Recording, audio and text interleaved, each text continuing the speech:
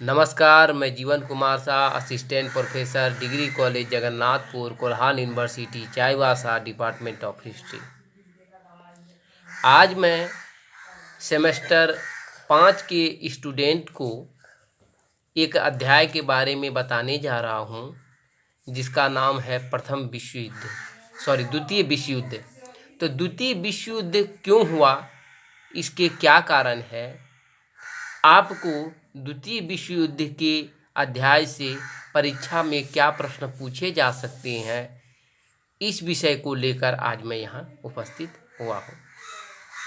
तो द्वितीय विश्व युद्ध से संबंधित जो आपकी परीक्षा में जो संभावित प्रश्न पूछे जा सकते हैं, अनुमानतः मैं यह कह सकता हूँ कि द्वितीय विश्व युद्ध कैसे हुआ, इस पर एक संक्षिप्त टिप्पणी लिखें, या द्वितीय विश्व युद्ध के क्या कारण थे, इसके बारे में वर्णन करें, या द्वितीय विश्व युद्ध में कौन कौन से कारण हैं, इसका विस्तार पूर्वक वर्णन करें। ये जो प्रश्न है आपको परीक्षा में पूछे जा सकते हैं। तो मैं बताने जा रहा हूँ, आपने कभी पढ़ा होगा कि द्वितीय विश्व युद्ध का बीजारोपण प्रथम विश्व युद्ध के वर्साई की संधि के बीज में ही छुपे हुए हैं।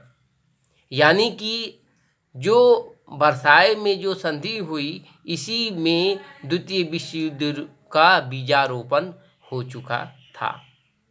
तो हम जानेंगे विस्तार पूर्वक कि द्वितीय विश्व युद्ध के क्या क्या कारण थे। द्वितीय विश्व युद्ध के पहला कारण, जैसे मैंने बताया कि वर्साई की संधि जो थी वह जर्मनी के लिए घोर अपमानजनक संधि थी।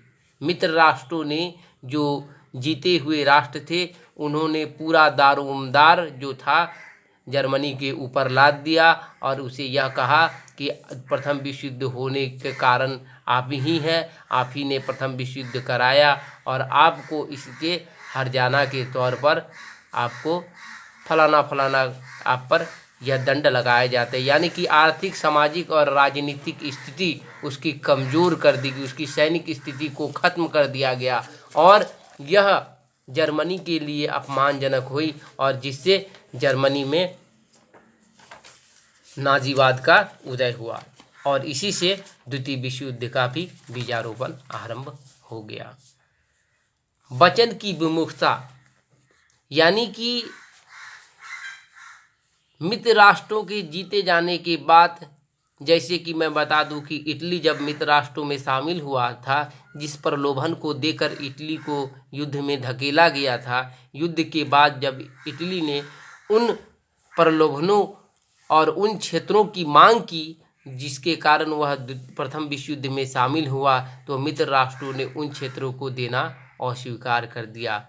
तो वचन विमुखता जो थी, जिसके कारण इटली में भी फासिस्टवाद का उदय हुआ और उसे घोर राष्ट्रीयता का अपमान समझा इटली ने, और जिसके कारण वो भी धीरे धीरे युद्ध के लिए तैयार होने लगे, इसका बदला लेने के लिए, और एक युद्ध के लिए वह तैयार हो गए।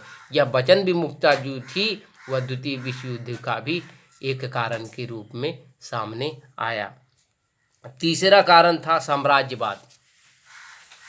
साम्राज्यवाद एक ऐसा रोग के रूप में आया प्रथम विश्व युद्ध के बाद कि लोग अपने अपने क्षेत्रों की सीमा को बढ़ाना शुरू कर दिया और यह सीमा एक दूसरे की सीमा से आपस में विवाद उत्पन्न करते थे। इन विवाद को धीरे धीरे लोग यह समझने लगे कि हमारा जो यह साम्राज्यवाद का है, बिना युद्ध से सुलझेगा नहीं, और यह युद्ध की ओर चल पड़ा। तीसरा कारण था गुटबंदियाँ। प्रथम विश्व युद्ध के बाद बहुत सब मित्र राष्ट्र और जो हारे हुए राष्ट्र थे, इन लोगों ने भीतर ही भीतर बहुत सी गुप्त संधियां की और बहुत से लोगों को, बहुत से राष्ट्रों को अपने में मिलाने की यह षड्यंत्र रचा। इन षड्यंत्र के परिणाम के तौर पर द्वितीय विश्व युद्ध सामने आया। तीसरा कारण था निशस्त्रीकरण की असफलता।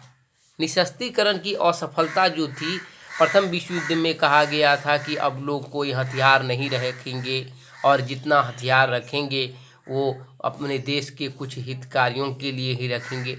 लेकिन भीतर ही भीतर बहुत सब मित्र राष्ट्र, जो जीते हुए राष्ट्र थे और जो हारे हुए राष्ट्र थे, इन लोगों ने छुपकर विशेष रूप से बम बारूद के कारखाने खोल दिए और उन पर, इन बम बारूद कारखानों पर युद्ध के लिए बहुत से हथियार बनाए गए, बहुत से युद्ध में बम बारूद बनाए गए, जो द्वितीय विश्व युद्ध की तैयारी के तौर पर इन्होंने इसका इस्तेमाल किया। और जो हमारे सभी मित्र राष्ट्रों ने यह बताया पूरा विश्व को कि निशस्त्रीकरण की यह जो योजना है आगे आने वाले भविष्य में युद्ध को जन्म नहीं जो देगी, एक विराट जन समुदाय को कष्ट नहीं पहुंचाएगी और धन जन की अपार क्षति नहीं होगी। इसके कारण निशस्त्रीकरण को जोर दिया जाए। लेकिन भीतर ही भीतर गुप्त योजना और गुप्त तरह से लोगों ने अपने अपने राष्ट्र में बम बारूद बनाकर शस्त्रीकरण की होड़ कर दी, जिससे द्वितीय विश्व युद्ध होने में कारगर हुआ। इटली में फासिस्टवाद का उदय।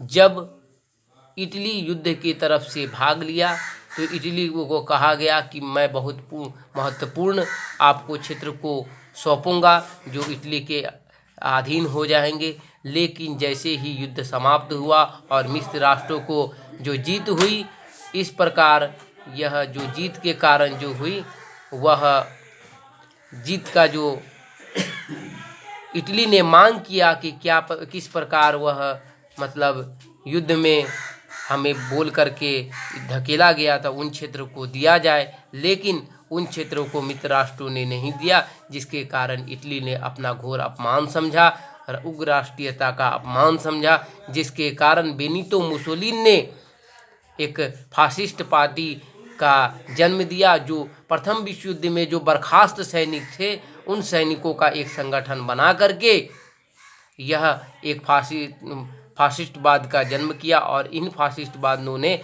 आतंक और युद्ध का सहारा लेकर अपने को सक्रिय बनाया और बेरोजगारी जैसी समस्या से उग्र तानाशाह वह चाहता था कि एक ऐसा नेता बने जो समस्त विश्व पर राज करे, जिसके कारण वह फासिस्टवाद के जन्म के से द्वितीय विश्व युद्ध की ओर धकेल दिया। जर्मनी में हिटलर के नेतृत्व में ही जब वर्साई की संधि हुई तो जर्मनी में हिटलर ने नाजीवाद का उदय किया, तो इस नाजीवाद ने यह समझा कि खासकर प्रथम विश्व युद्ध में जो इनकी वर्साई की संधि हुई थी, इन संधि में उन्हें घोर अपमान झेलना पड़ा, जर्मनी को पूर्ण रूप से पंगु कर दिया गया और इसके कारण उसकी सामाजिक, आर्थिक, राजनीतिक और हर तरफ से उसकी स्थिति खत्म और कमज़ोर हो गई, जिसके कारण यह हिटलर ने इसका घोर विरोध किया और उसने एक सैनिक शासन वहाँ पर लागू किया और उससे द्वितीय विश्व युद्ध की ओर वह चल गया। पोलैंड पर आक्रमण करके वह द्वितीय विश्व युद्ध को आरंभ कर दिया। तो और दूसरा कारण यह था राष्ट्रसंघ की असफलता। राष्ट्रसंघ की असफलता को अगर हम कहें तो राष्ट्रसंघ की असफलता क्यों होगी? प्रथम विश्व युद्ध के बाद विश्व शांति बनाए रखने के लिए ही राष्ट्रसंघ की असफलता स्थापना हुई थी, जिसका मुख्य उद्देश्य था शांति और युद्ध को रोकना। लेकिन यह शांति और युद्ध को नहीं रोकने के बावजूद लोगों ने भीतर ही भीतर नए नए षड्यंत्र करके नए नए संधि को करके अपने युद्ध को और अपने देश को ढकेलते रहा। राष्ट्र का आक्रमण करके, एक निर्बल राष्ट्र पर आक्रमण करके शिकार बनाते रहे और राष्ट्र संघ जो था यह मूक दर्शक के रूप में चुपचाप खड़ा रहा। और इस तरह राष्ट्र संघ की असफलता जो थी प्रथम विश्व युद्ध के बाद जो इसकी स्थापना जो हुई थी, इसके बाद इसके असफलता का कारण ही द्वितीय विश्व युद्ध की शुरुआत हुई। और इंग्लैंड और फ्रांस की तुष्टीकरण की नीति। इंग्लैंड और फ्रांस की जो तुष्टीकरण की नीति थी, इसके कारण भी द्वितीय विश्व युद्ध हुए थे। इंग्लैंड और फ्रांस की तुष्टीकरण नीति में फासिस्टवाद और नाजीवादी शक्तियों को बल मिला। राइनलैंड, इंग्लैंड और फ्रांस जैसे जर्मन सेना का सामना किया होता तो हिटलर उत्साह से इतना अधिक न बढ़ता। इंग्लैंड और फ्रांस आदि स्पेन के गृह युद्ध में वहां के साम्यवादी सरकार को मदद दी होती तो इटली और जर्मनी में इतना बल नहीं मिलता। चेकोस्लोवाकिया के पतन के समय में इटली और फ्रांस तुष्टीकरण की नीति का सहारा लिया, जिससे हिटलर को अत्यधिक प्रोत्साहन मिला। इस तरह इंग्लैंड और फ्रांस की तुष्टीकरण नीति ने विश्व शांति की बहुत घातक सिद्ध हुई। तो पोलैंड पर आक्रमण। जर्मनी द्वारा 1939 ईस्वी में हिटलर पोलैंड और डेंडिंग बंदरगाह के पोलिश गलियारे से होकर सड़क और रेल लाइन का निर्माण करने के अधिकार की मांग की। पोलैंड ने इसे स्वीकार नहीं किया। फलतः जर्मनी और पोलैंड संघर्ष की नौबत आ गई। फ्रांस और इंग्लैंड ने दो देशों को आपस में बातचीत के शांतिपूर्वक समझौता का सुझाव दिया, जिसमें असफल रहा। उधर हिटलर अपनी आक्रामक नीति में सफल बनाने जी जान लगा हुआ था। उसने अगस्त 1939 में रूस की अनाक्रमण संधि कर ली। रूस और जर्मनी की संधि प्रस्ताव से 20वीं शताब्दी में आश्चर्यजनक की घटना थी। इस संधि के द्वितीय विश्व युद्ध में बिगुल बजा दिया। 1 सितंबर 1939 को पोलैंड पर आक्रमण करने के साथ ही द्वितीय विश्व युद्ध का आरंभ हो गया। तो आज आपने जाना कि द्वितीय विश्व युद्ध के क्या कारण थे और कैसे द्वितीय विश्व युद्ध हुआ, इसमें कौन कौन से कारण थे। तो आज के लिए इतना ही। धन्यवाद।